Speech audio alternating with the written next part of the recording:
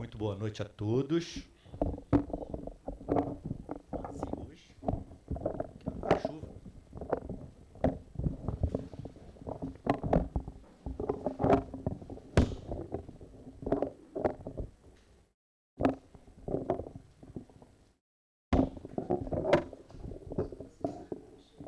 Não, não sei não. Quebrou.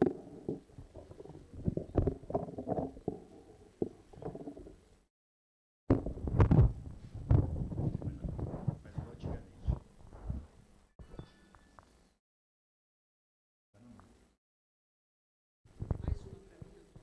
É mais fácil.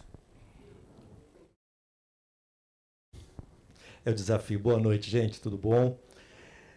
Sejam bem-vindos à Casa da Cultura Espírita de Olinda Amorim. Eu acho que o pessoal acreditou na mensagem que ia cair um temporal, gente. Mas e cadê a fé? Assim, não, eu vou porque vai. Ah, vocês não tiveram. Quem não veio, né? Quem tá aqui acreditou, né? Quem tá aqui acreditou. Oi? Ou então não olhou a previsão, eu também não olhei, não. Mas assim, eu só vi a notícia que vai cair o dilúvio, por favor. É, procurem Noé para conseguir um lugar na arca. Aí eu falei assim, meu Deus do céu, que isso? Vai acabar o mundo? Não, porque ventos, chuvas e trovoada. Eu falei, Sodoma e Gomorra. Não é, tá vendo? Aí tá o paraíso, graças a Deus, tranquilo. Enfim, mas chegamos, né? Quem tá aqui chegou. Sejam todos bem-vindos. A palestrante pediu para eu fazer uma leitura de uma página de Pão Nosso que se intitula Em Família. Aprendam primeiro a exercer piedade para com a sua própria família e a recompensar seus pais, porque isto é bom e agradável diante de Deus. Isso foi Paulo que falou na primeira carta a Timóteo, capítulo 5, versículo 4. E Emmanuel fala o seguinte, escreveu, né? A luta em família é problema fundamental da redenção do homem na Terra. Como seremos benfeitores de 100 ou 1000 pessoas se ainda não aprendemos a servir 5 ou 10 criaturas? Esta é a indagação lógica que se estende a todos os discípulos sinceros do cristianismo. Bom pregador e mau servidor são dois títulos que não se coadunam. O apóstolo aconselha o exercício da piedade no centro das atividades domésticas. Entretanto, não alude à piedade que chora sem coragem ante os enigmas aflitivos, mas àquela que conhece as zonas nevrálgicas da casa e se esforça por eliminá-las, aguardando a decisão divina a seu tempo.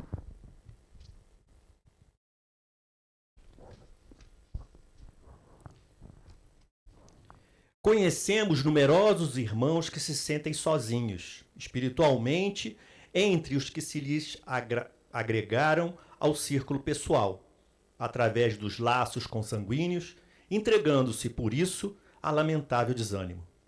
É imprescindível, contudo, examinar a transitoriedade das ligações corpóreas, ponderando que não existem uniões casuais no lar terreno. Preponderam aí, por enquanto, as provas salvadoras e regenerativas. Ninguém despreze, portanto, esse campo sagrado de serviço, por mais se sinta acabrunhado na incompreensão.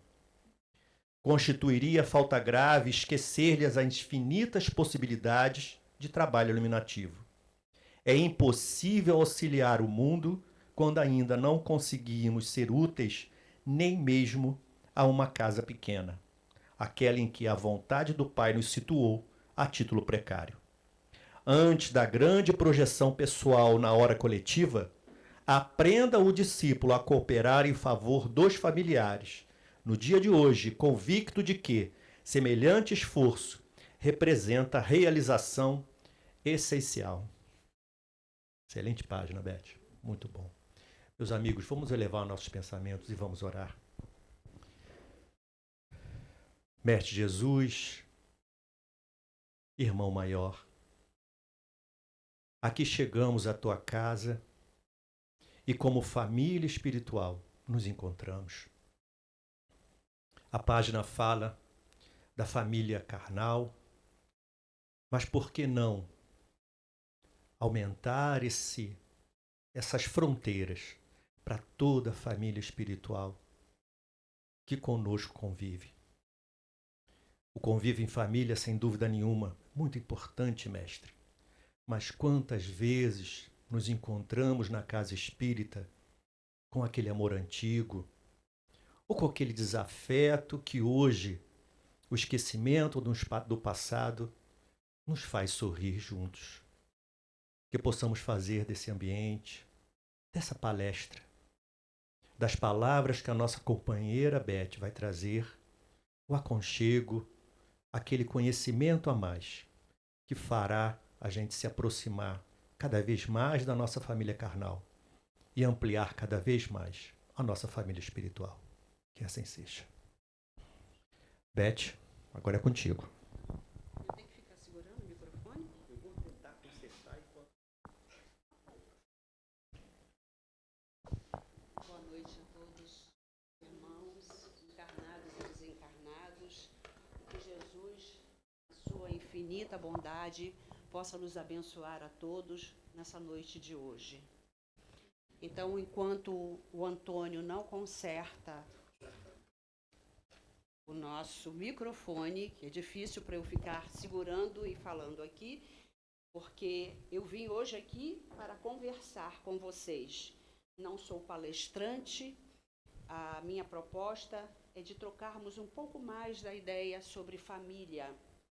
E esse tema, família, que foi bem abordado na 48ª Semana Espírita, aqueles que foram e que participaram, com palestrantes consagrados como Luzia Matias, Isaura Hart, nós vamos trazer também uma questão, esse tema família. A nossa proposta nesses 45 minutos, já digo de antemão, não é para esgotar o tema, porque o tema família, ela continua sendo, em todos os âmbitos, uma questão nuclear do nosso processo evolutivo. Então, todos os problemas, ou quase todos os problemas que nós temos no nosso dia a dia, normalmente deve exatamente a questões familiares. Uma outra coisa que eu quero perguntar a vocês estão escutando bem a minha voz? Eu acho que eu não preciso do microfone, né? Não sei. Hã? Ah, tá, desculpa. Tá, então senão não gravo. Então, meus irmãos, o nosso problema do nosso dia a dia, geralmente, estão ligadas às questões familiares. E a doutrina espírita já nos esclarece que as famílias não se formam por um acaso, sejam elas quais forem, a doutrina espírita já nos esclarece. E aí a gente já vai começar a nossa conversa aqui, como eu disse para vocês, numa mensagem que Emmanuel nos traz no livro Pensamento e Vida, no capítulo 12, quando ele nos diz: a família consanguínea, e é importante que Emmanuel nos chame a atenção da família consanguínea, porque existe a família espiritual. Então, a família consanguínea entre os homens pode ser apreciada como centro essencial de nossos reflexos. Reflexos agradáveis e desagradáveis que o pretérito devolve. O que Emmanuel quis dizer com essas palavras? Que a família é essa mescla. Já? Não, é só uma tentativa.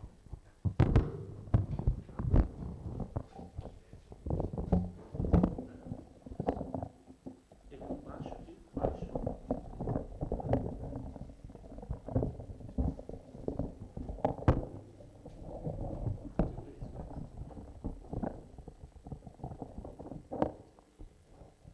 Ok, obrigada. meu salvador, viu? Antônio quis me passar um trote, mas ele veio e me socorreu.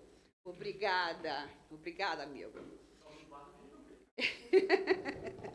Então, na verdade, a família é essa mescla que Emmanuel, em outras palavras, nas palavras de um espírito superior, quis nos dizer, é essa mescla de virtudes e defeitos que refletem uns nos outros e que, na verdade, nós apresentamos nessa relação as nossas dificuldades. Essas mesclas é que nos fazem ter essas dificuldades familiares.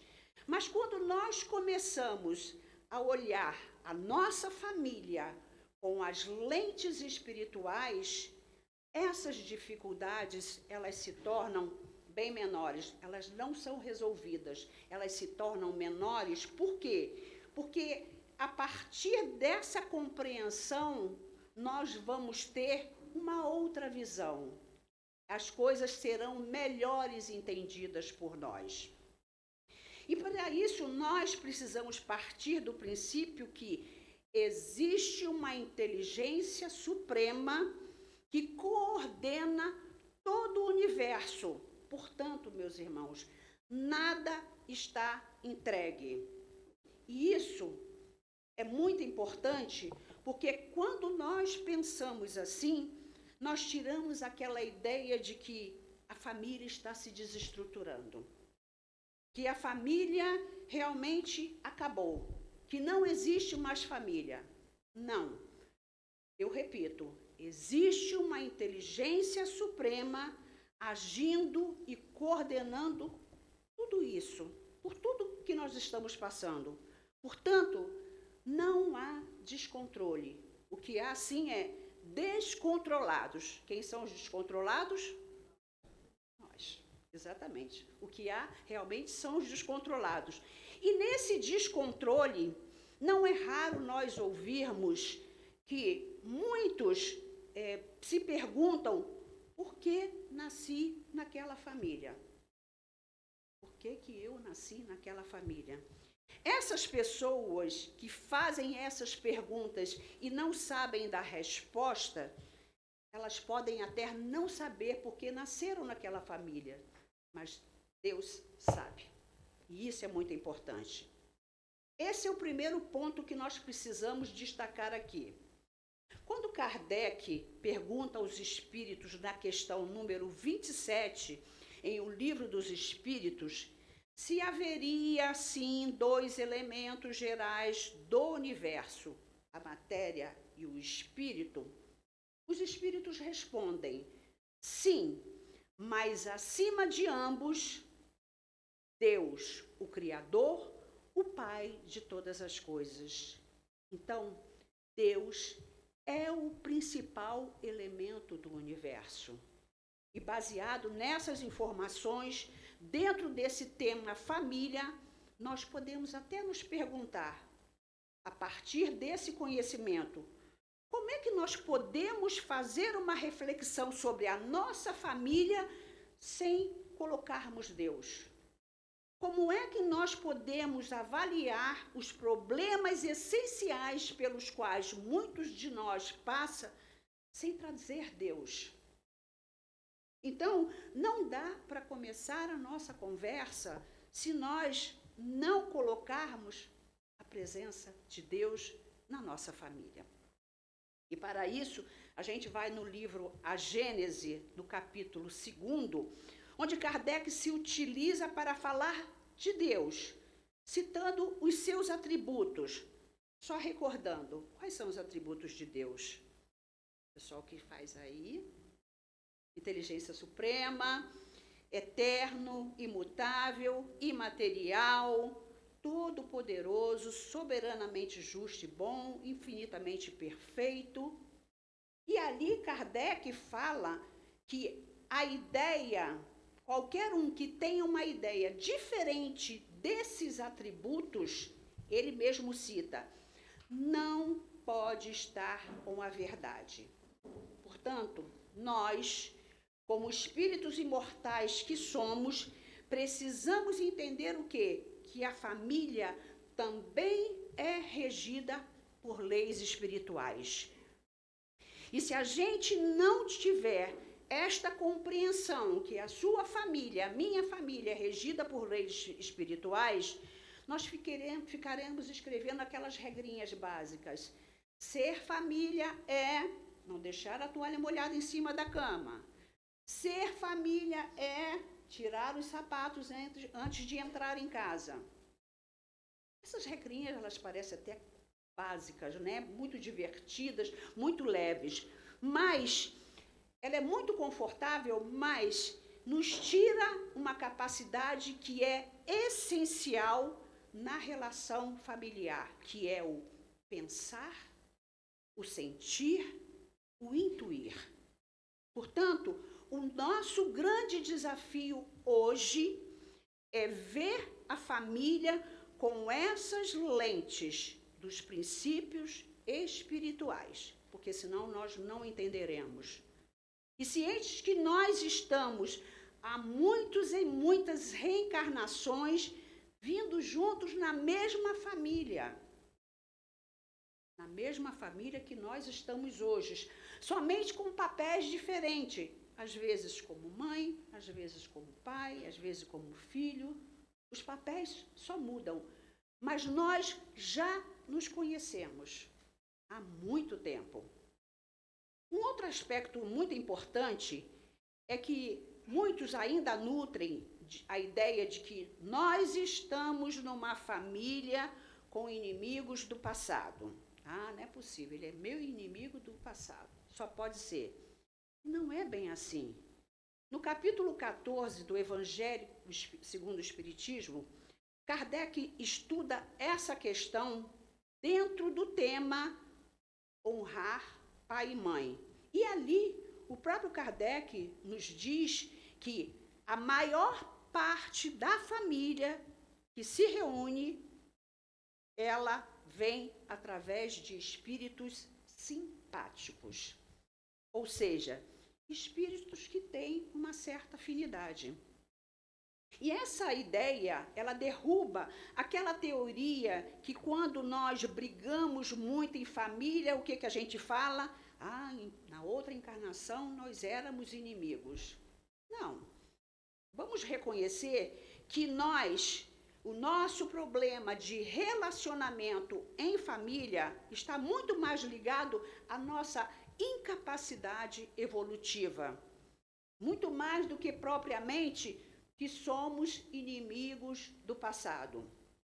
É claro, gente, que numa família também reencarnam espíritos que realmente não estão bem sintonizados ou têm uma experiência de antipatia. Não vou falar a palavra inimigo, mas tem uma experiência de antipatia.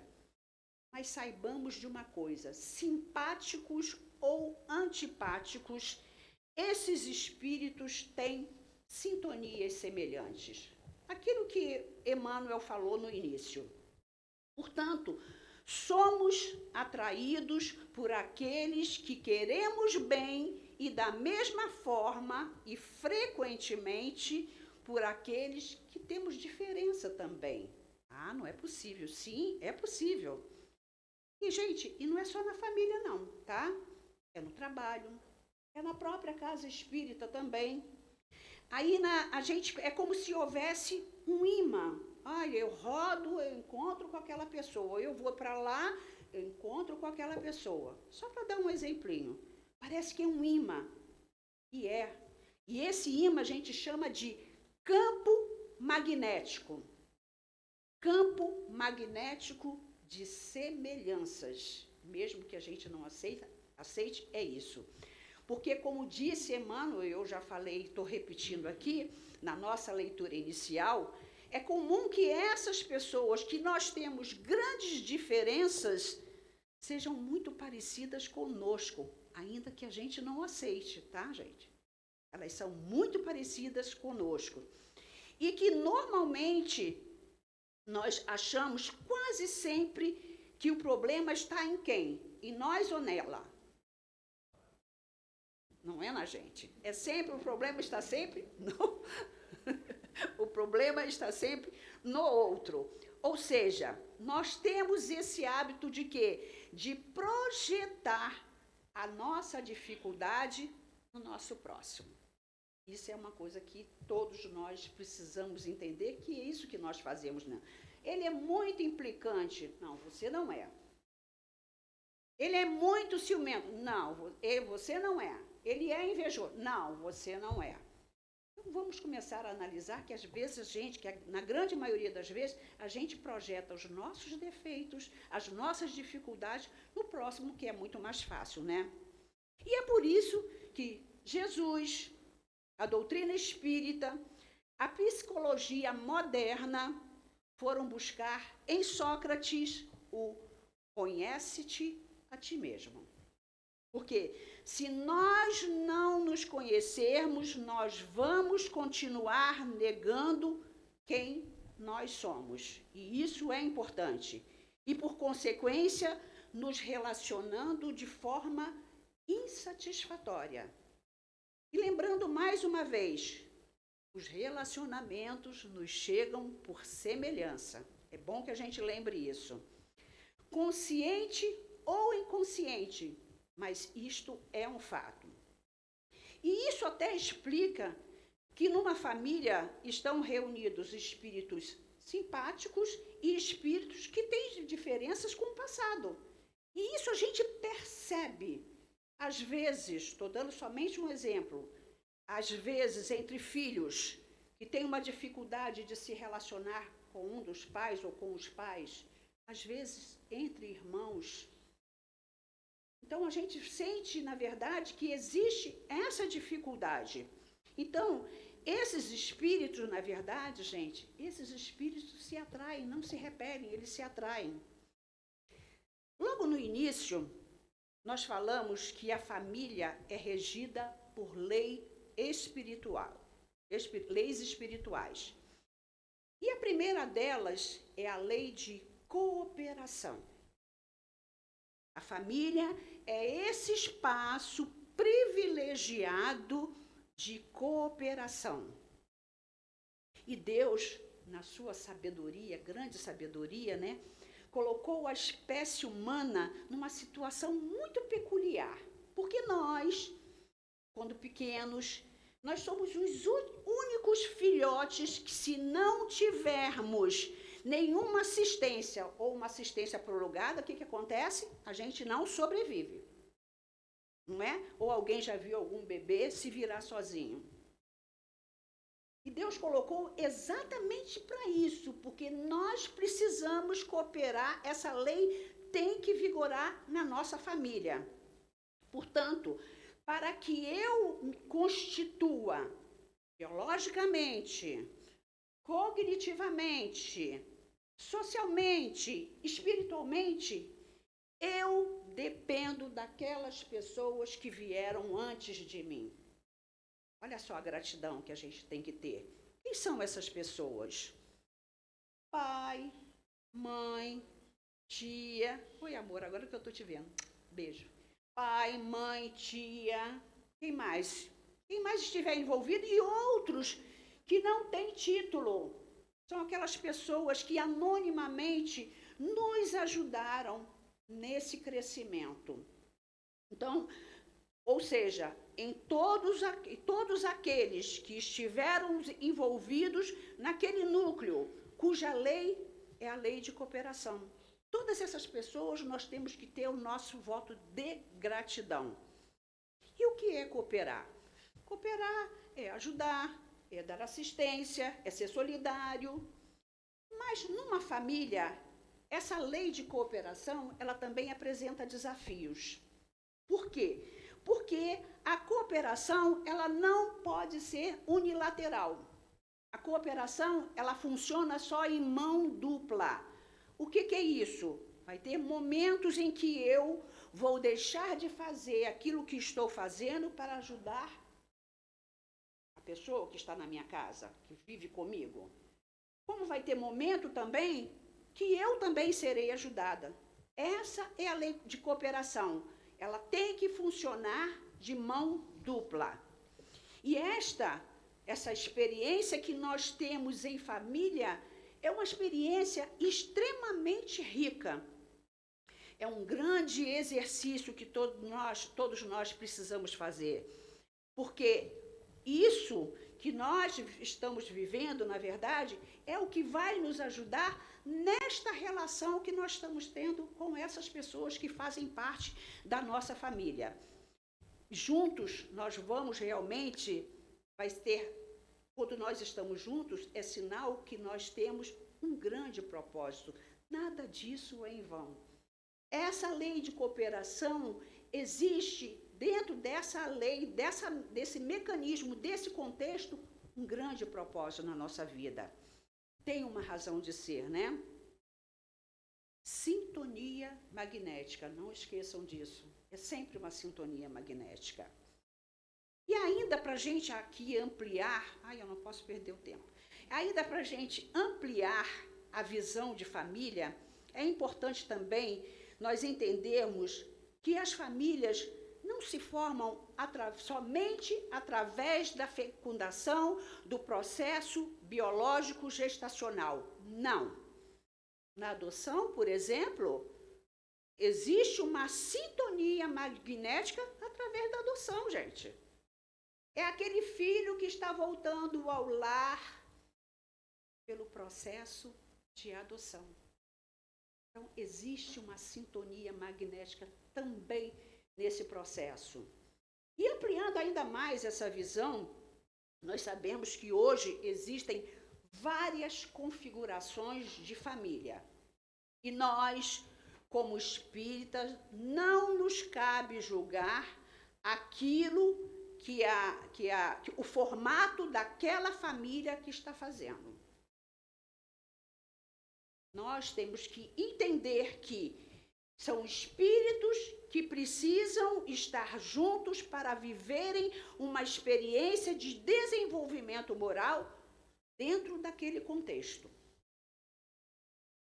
É importante que a gente fale também, quando a gente fala em família, a gente lembra logo de Jesus, naquela passagem, quando ele fala, que está inclusive no Evangelho de Mateus e no Evangelho de Marcos. De Mateus está no capítulo 12, de Marcos está no capítulo 3, onde ele diz: quem é minha mãe?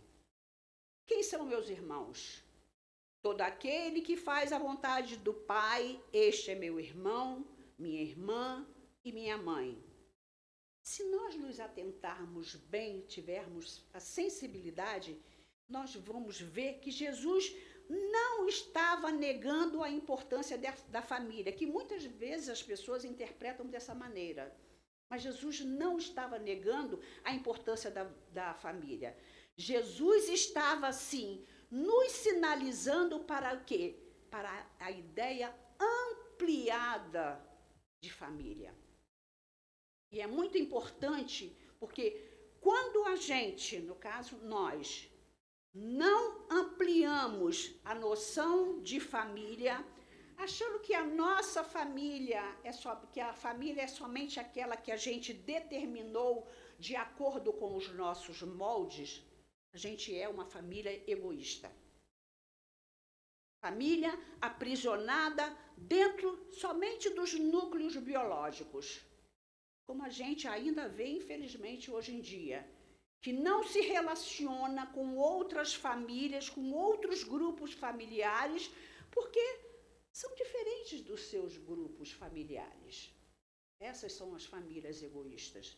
Então, a lição que Jesus nos traz é que, quando nós ampliamos os nossos olhares, nós estamos empreendendo novas relações, gente. É isso. E reencontrando até, muitas vezes, antigos relacionamentos, por sintonia magnética também. É certo, meus irmãos, que a família, ela é o ponto importante. Como ponto de partida, a nossa família é realmente esse ponto de partida. Mas a nossa vida se enriquece na medida direta em que nós multiplicamos os nossos relacionamentos. E isso é extremamente importante. E falando em multiplicação, né, de relacionamentos, nós não poderíamos também deixar de falar na família espiritual, que é a maior, muito maior do que a família material, né? Geralmente a família, nossa família espiritual, ela é formada por aqueles espíritos que nos querem bem, que já foram irmãos, já foram pais, já tiveram alguma ligação afetiva com a gente e que continuam ligados hoje a nós pelos laços do afeto. Olha que coisa confortadora. Muitas vezes, esses espíritos até podem ser nossos espíritos protetores. E são eles que nos proporcionam esses encontros que a gente tem pela vida. Encontros, às vezes, que são agradáveis e, às vezes, encontros que são mais difíceis. Mas esses encontros que nós chamamos de difíceis, eles nos ajudam no nosso aprimoramento, na nossa forma de ver o nosso próximo. Então, são lições, na verdade, que Jesus deixou para nós e que a doutrina espírita nos disponibiliza, gente. Está tudo aqui. Jesus nos deixou essa lição e a doutrina também. Nós temos na nossa coleção da doutrina espírita todos esses ensinamentos. Em olhar para cada membro da nossa família como uma oportunidade. Então, aquela pessoa difícil da nossa família é uma oportunidade para o nosso crescimento. É isso que eu estou falando, é mudar o nosso olhar e não ver como um problema, mas sim como nos ajudando realmente a melhorarmos e a nos aprimorarmos, aprendendo a conviver com o que é imperfeito, gente. A nossa família não é perfeita, não existe família margarina, só na TV. A gente vai aprender a lidar, porque também nós não somos perfeitos. Então, este é um grande trabalho da gente, começar a olhar aquele membro da nossa família com outro olhar. Você está me ajudando a crescer. E essa é uma família real. Existe na literatura espírita uma mensagem que está na Revista Espírita de agosto de 1865, que eu fui buscar, que se chama A Chave do Céu. Nessa mensagem, o espírito Lacordaire, ele constrói uma escada imaginária nos mostrando os degraus da caridade. E é muito interessante, é um texto muito longo, complexo, mas ele faz essa análise vendo qual é a minha prioridade, a prioridade em cada um desses degraus. E aí eu vou ler um trecho que ele começa para que vocês entendam o que ele quis nos dizer com isso. E ele disse o seguinte: a caridade é o ato de nossa submissão à lei de Deus. É o sinal da nossa grandeza moral. É a chave do céu. Assim, é da caridade que vos quero falar.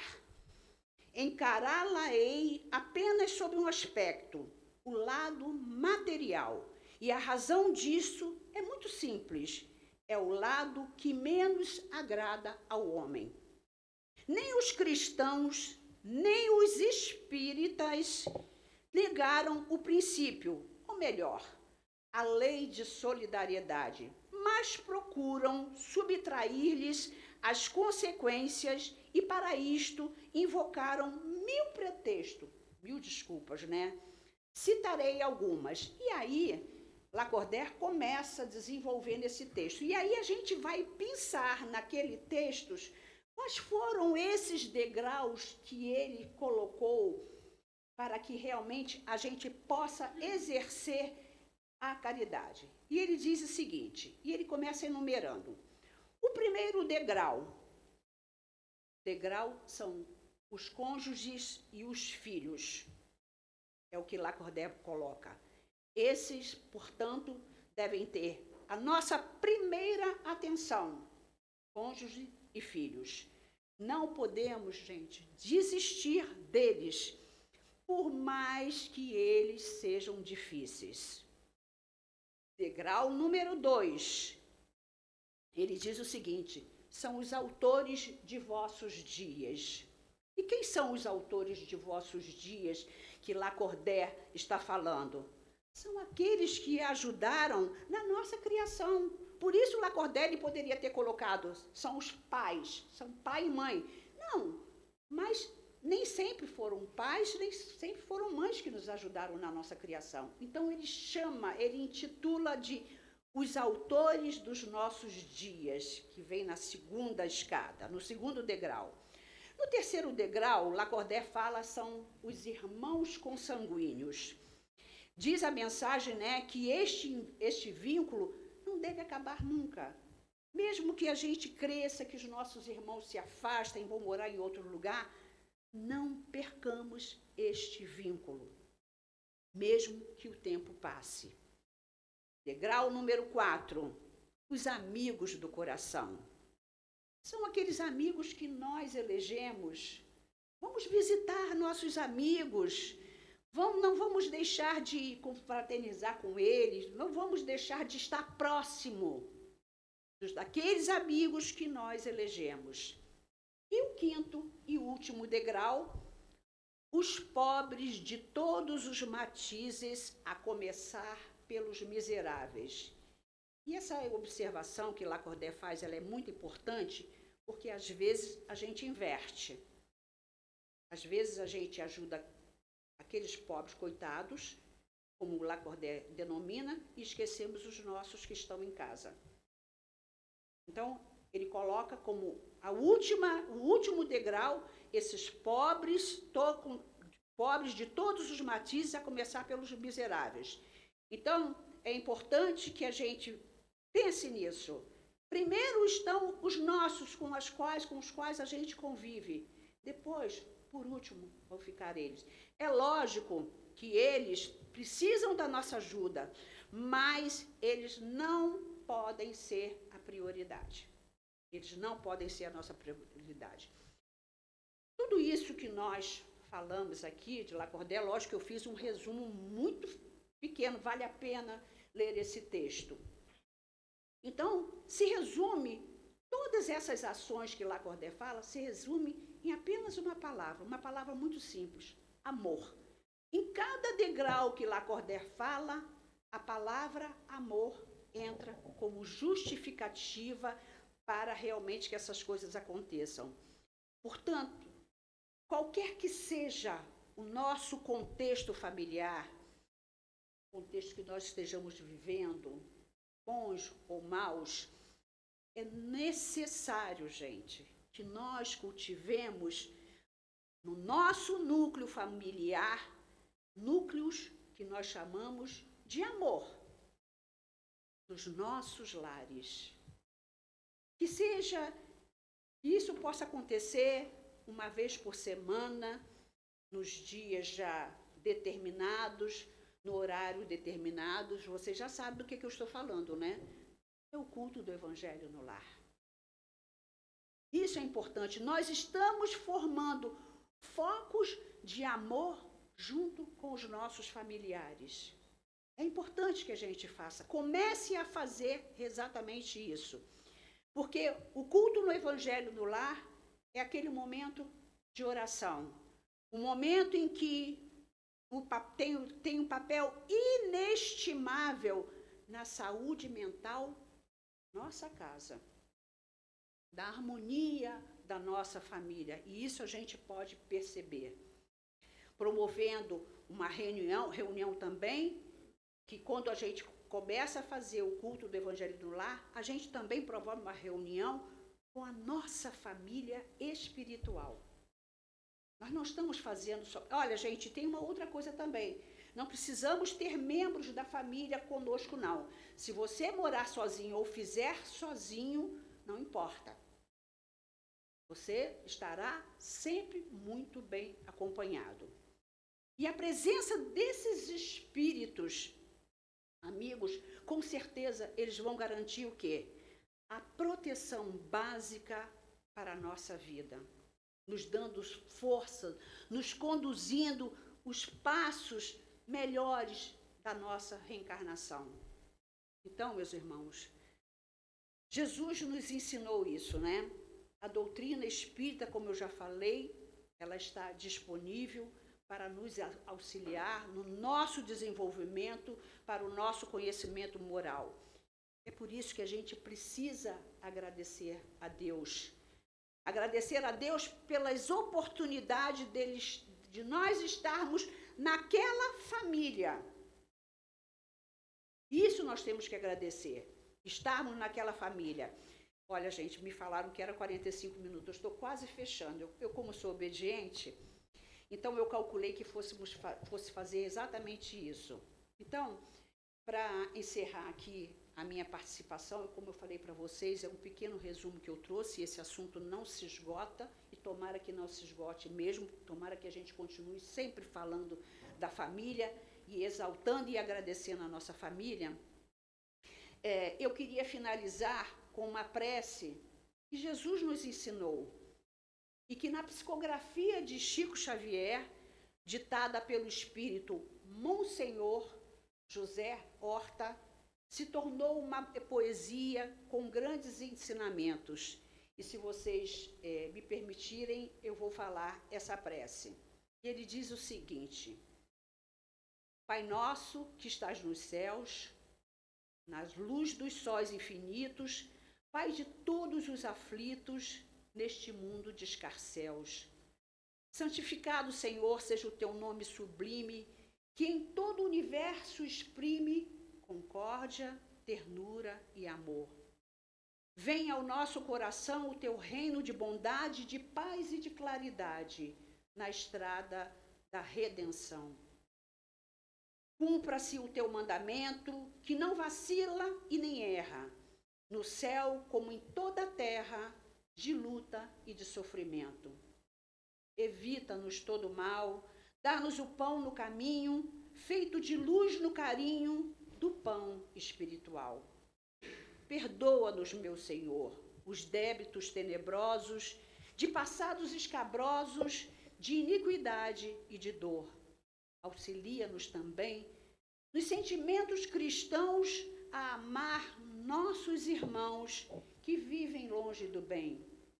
Com a proteção de Jesus, livra nossa alma do erro nesse mundo de desterro, distante da vossa luz.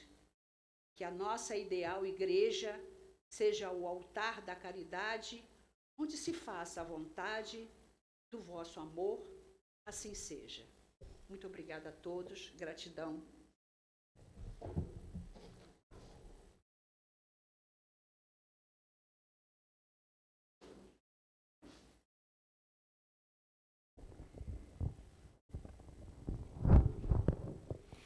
Muito obrigado, Beth. Deixa eu baixar um pouquinho aqui. Depois desse ajuste aqui propiciado pelo Vitor, muito obrigado publicamente. Muito bom. Viu como é que tudo dá um jeito? Sim, Vitor me ajudou, obrigada. Viu? Viu? Ele fez questão de vir. Ele veio com missão. Vou lá porque vai dar defeito, vou salvar minha amiga lá. Viu como é que foi bom? Sim. Muito bom, Beth, muito bom. Eu vou falar com a Márcia para aumentar teu tempo, botar para 60 minutos. Se passar 5 minutos, não tem problema não. Só vai ganhar 5 minutos de bônus hora. Não, tá tranquilo, não tem problema. Muito bom, muito obrigado, muito bem. Esse tema família, no mundo que a gente vive hoje, e com o conhecimento que a humanidade tem hoje, nunca foi tão importante. Porque a gente fala assim, mas a família na época que Kardec codificou, a família na época medieval, a família na época... Tudo se justifica na medida da ignorância do povo. À medida que essa ignorância ela vai sendo vencida pelo conhecimento, pela moralidade, os desvios eles vão se tornando cada vez mais difíceis da gente não observar. Por isso que hoje nós somos tão críticos com relação à família. Poxa, por que o jovem hoje, por que a mãe, por que o pai, por que esse núcleo de convivência hoje vive uma crise? Crise em família sempre existiu. Sempre existiu. Sempre existiu. Desde que nós nos deixamos de ser catadores, nômades, e lá cercamos o nosso terreninho, lá muitos anos atrás, séculos e séculos atrás, e que formamos o primeiro núcleo familiar em um único lar, em um único terreno, em uma única área delimitada, ali tem problema. Porque, como muito bem lembrado pela Beth, somos imperfeitos. Então sempre nós vamos ter rusgas, sempre nós vamos chorar e vamos sorrir ao mesmo tempo numa família. Mas a gente tem que prestar atenção no seguinte: se esse núcleo, com o passar do tempo, aliado com essa nossa ideia ela vem sendo, que a gente vem evoluindo cada vez mais, se a gente não tomar conta, o desvio ele vai tocar cada vez mais fundo na gente. Então, o que acontecia na época de Kardec, hoje em dia, com o conhecimento que a gente tem, a gente não pode deixar acontecer. Não pode. E aí são palestras como essa, são informações trazidas pela companheira que faz com que a gente pense, porque isso passa a vida no dia a dia, essa vida da matéria, é do trabalho, é de ganhar o dinheiro, de cuidar dos filhos, não é? É de manter o emprego. E essa família? Vir à casa espírita também é importante, mas vamos vir com a família. Hoje nós temos a evangelização, temos a mocidade aqui em cima, né? Nós temos uma mãe aqui, aliás, algumas pessoas aqui em que trazem seus filhos aqui. Olha a perpetuação da família espiritual. Olha esse núcleo familiar, vários núcleos familiares em várias casas espíritas, em várias igrejas, em vários cultos. Não importa. Aonde você tiver a união do pai, da mãe, do filho, em um objetivo moralizador, ótimo. Mas, infelizmente, hoje em dia, a gente, mais crítico que somos, a gente observa que isso, pouco a pouco, isso tem se desvanecido, né? E o interessante é o seguinte: nós vamos reencarnar. Todos nós, eu não sei se contaram isso para vocês, né? Assim, a gente vai desencarnar, tá, gente? Alguém já contou isso para vocês? Não? Já contou, né? Então tá bom. Então, assim, não dê spoiler da vida de ninguém. Nós vamos desencarnar. E teremos que ter uma família saudável para reencarnarmos. Vocês já pararam para pensar nisso? Que a família que eu tratar hoje, eu vou herdar ela daqui a 50 anos, daqui a 100 anos? Já pararam para pensar nisso? Se eu quero ter uma família saudável, em todos os sentidos, não saudável em termos de saúde também, né? Do corpo físico também, ótimo, mas do ponto de vista de comportamento, do ponto de vista moralizador, do ponto de vista ético, principalmente ético, minha gente, principalmente ético.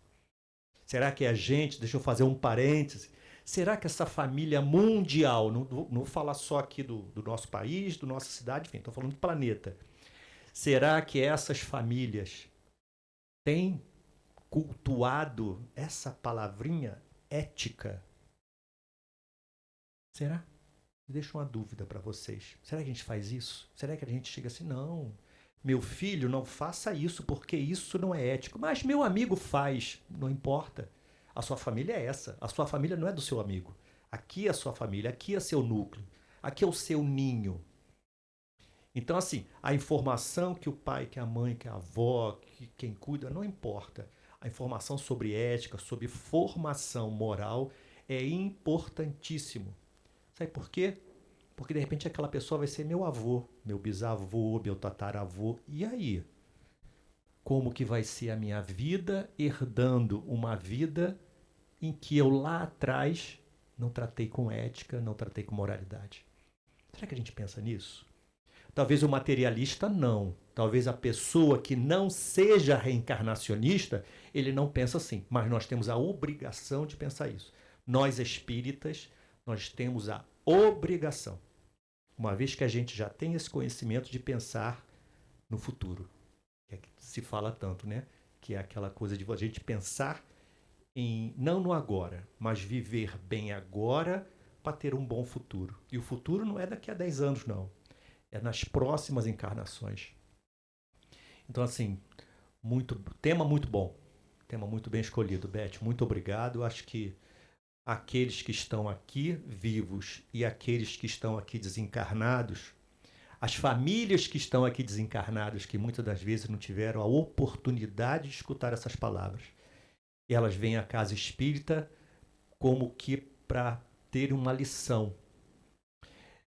Tem um livrinho da literatura espírita que eu não me lembro agora, vou falar igual uma companheira conhecida nossa, está no Baú do Tempo, né? Acho que era assim que ela falava, né? Está no Baú do Tempo, né? Que o que acontece quando o palestrante ele faz uma palestra e ela coloca imagens, como a Beth colocou. Imagina assim, os espíritos, eles é como se montasse um PowerPoint, entre aspas, tá, gente? Para os espíritos que estão aqui, para que eles possam ver em imagens o que muitas das vezes não conseguem entender. Então, assim, você imagina hoje um grupo familiar, que eu vou arriscar, não sou vidente, mas vamos arriscar que aqui estejam famílias. Como nós estamos aqui, não tem família aqui? O que impede que nós tenhamos famílias aqui, assim, desencarnadas, né? Imagina essas pessoas escutando, essa família escutando isso hoje. Será que quando esse povo reencarnar, será que isso não vai ficar lá no íntimo deles? Poxa, eu fui na casa espírita, escutei a Beth, ou fui na igreja, ou fui no culto, não importa, não importa. A ideia é que a gente propague essa ideia para quem a gente vê e para quem a gente não vê. Porque a gente vai reencarnar. O católico não sabe, mas ele vai encarnar. O protestante não vai encarnar, sabe que não vai, mas vai. O judeu vai. Enfim, não importa. O vivo de hoje vai ser o mesmo vivo de amanhã. Então que a gente comece a partir de agora de novo, gente, de novo. Eu não estou falando nenhuma novidade aqui que já não esteja no Evangelho. Beth citou várias vezes aqui. Então que a gente possa, como espíritas, estudando esse Evangelho redivivo, porque esse é o Evangelho que a gente estuda, que a gente possa, além de ser um Evangelho redivivo, que a gente dê vida a ele, mais vida nas nossas ações, para agora e para o futuro. Tá bom? E tá bom, né? Já falei muito. Se não, tem 2 palestrantes, aí também não. Mas eu tinha que gastar um pouquinho de tempo, tá bom? Tá bom. Gente, me diz uma coisa, quem visita hoje a gente pela primeira vez? Deixa eu ver aqui. Opa, boa noite. Qual o seu nome? Juliana. E o seu nome? Oi? William. Tá bom, sejam muito bem-vindos, tá bom? Se depois vocês quiserem alguma informação da casa, eu vou ficar por aqui, é só vocês me catarem aqui. Antônio, meu nome é Antônio. Antônio, eu queria saber da programação da casa, a gente conversa um pouquinho, tá bom? Desse lado aqui, alguém novo? Não? Todo mundo antigo? Tá bom. Nós somos uma grande família, então sejam bem-vindos a essa família, a família Deolindo. A gente fala que aqui é a família Deolindo, tá bom? Bom, eu tenho um aviso para vocês. Hoje eu vou reservar o espaço do aviso diferente, né? Minha esposa mandou para mim um aviso, mas eu vou mudar. Ela vai puxar minha orelha, não tem problema. É coisa de marido e mulher. Ela vai puxar minha orelha, né? Mas eu acho que é mais importante. Semana passada nós tivemos a Semana Espírita aqui em Teresópolis. E foi um evento muito exitoso, apesar da dificuldade de estacionamento, enfim. E o responsável, a casa espírita que ficou responsável pela cantina foi a nossa casa. E assim, a gente só tem uma coisa a fazer, é agradecer a todo mundo que contribuiu, que ajudou a gente.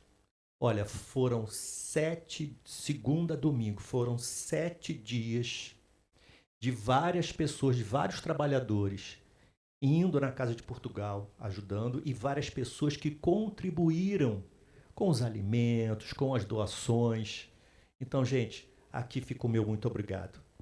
E uma lembrança, Casa Espírita, ela vive da doação, muito mais do material, muito menos do material e muito mais da doação do nosso trabalho, da nossa pessoa. Então eu vou aproveitar esse gancho da doação pessoal. Quem quiser ajudar a gente tem um trabalho social lá no Morro do Pimentel, que inclusive é um dos avisos. Quem quiser ajudar a gente lá no Morro do Pimentel, dá um pulinho lá. Fala com o Walter, ou fala ali na secretaria, ou então com a Marcela, que está ali sorrindo, que trabalha lá, entendeu? Dá um pulinho lá, vai conhecer, pelo menos conhece. Trabalho com as crianças, tem uns trabalhos com as senhoras. Assim, porque eu vou repetir, a gente precisa das doações de materiais para viver. Não tem instituição que não tem assim, ninguém que assim, porque eu tenho muito dinheiro, eu banco 100% da instituição. Não existe isso. A gente vive do que as pessoas doam, contribuem, né? Paga a luz, né? Tem que pagar a água, enfim, tem que pagar as coisas, né?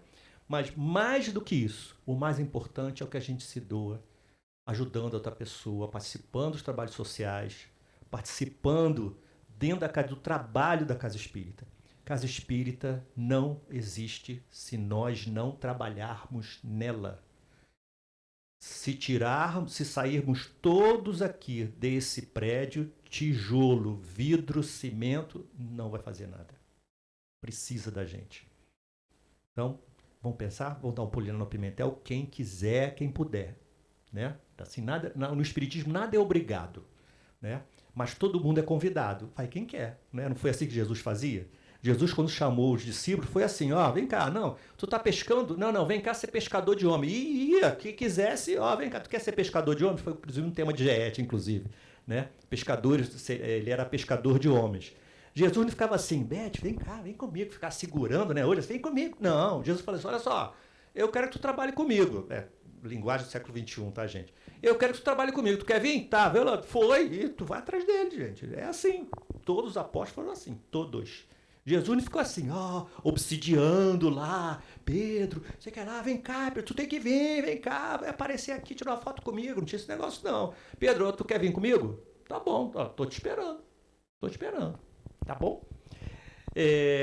Bom, então eu vou pedir agora para a nossa companheira Maíra para fazer a nossa prece final e depois a gente vai ter o nosso passe, tá? Quem quiser, é só ficar no seu lugar ou então vai preenchendo aquelas cadeiras ali que o nosso companheiro Jorge vai chamando, tá bom? Muito obrigado, gente.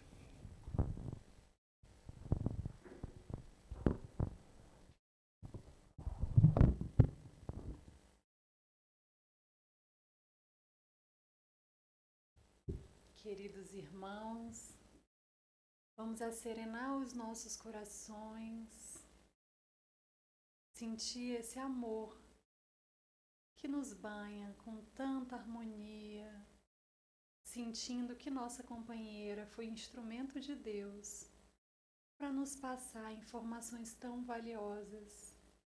E agora basta nós sabermos o que fazer com as informações que nos foi dada. É certo que, dizendo igual o autor colocou em uma música, fundamental é mesmo o amor. É impossível ser feliz sozinho. E esse sozinho podemos estender que seja a tua família individual, tua família de amigos, tua família no trabalho, mas sobretudo a nossa família universal, pois somos filhos de um mesmo Pai. Que possamos ser multiplicadores desse amor, pois o amor é sempre o remédio. Fica conosco, Mestre Jesus amigo, que tanto nos orienta, que tanto nos envia uma palavra, que seja pela palestra, que seja por um amigo, que seja por um filho, para nos chamar a atenção do que precisamos melhorar em nós mesmos. Fica conosco, hoje, agora e sempre. Que assim seja, graças a Deus.